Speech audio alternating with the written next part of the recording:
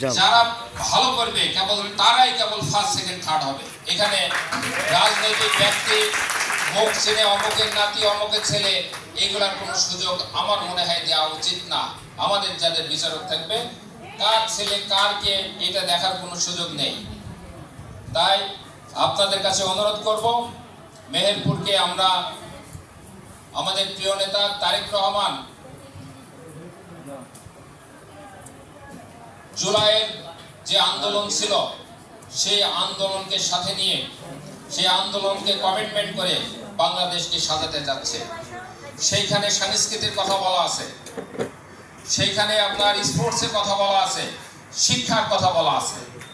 একটা দেশ ধ্বংস হয়, শিক্ষা এবং সংস্কৃতি যদি ধ্বংস হয় সে দেশটা খুব তাড়াতাড়ি ধ্বংস হয়।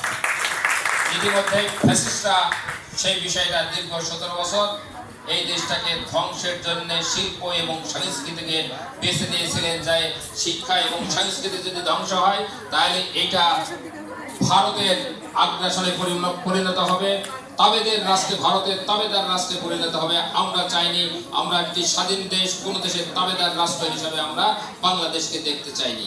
আমরা সংস্কৃতি এবং শিক্ষাকে বাংলাদেশের সর্বোচ্চ শিখরে নিয়ে যে বাংলাদেশকে একটি সুন্দর বাংলাদেশে আমরা পরিণত করতে চাই।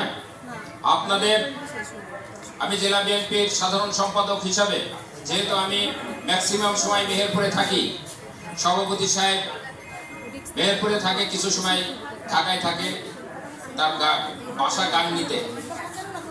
তাই আমি আপনাদের কাছে অনুরোধ করব, কোনো সমস্যা হলে আপনি তৎক্ষণাৎ আমাকে ফোন দেবেন, আমি সঙ্গে সঙ্গে শিল্পকলাতে আসবো ইনশাল্লাহ। আপনাদের সব সমস্যার সাথে আমরা আছি। এখানে তারেক রহমান একটা কথাই বলেছে, যে সেটা হলো যে আমার বাংলাদেশের 18 কোটি মানুষ, 36 কোটি হাত, 18 কোটি মাথা, টোটালটা নিয়ে আমি বাংলাদেশকে একটি সুন্দর বাংলাদেশ তৈরি করতে চাই। তাই আমরা সকলেই তারেক রহমানের সেই কথাটা অনুসরণ করব এবং সুন্দর একটি মেহেরপুর তৈরি করব। এই কথা বলেই আমি আমার কথা শেষ করছি। খোদা হাফেজ। বাংলাদেশ জিন্দাবাদ। এবং খালেদা জিয়া অমর হোক। আমাদের প্রিয় নেতা শহীদ প্রেসিডেন্ট জিয়া রহমান অমর হোক। আমাদের গণপ্রজাতন্ত্রী বাংলাদেশ সরকারের প্রধানমন্ত্রী জেনার উপরে এই দায়িত্ব সমস্ত মানুষের, তাকে আমি ধন্যবাদ জানিয়ে আজকে আমি আমার কথা শেষ করছি। খোদা হাফেজ।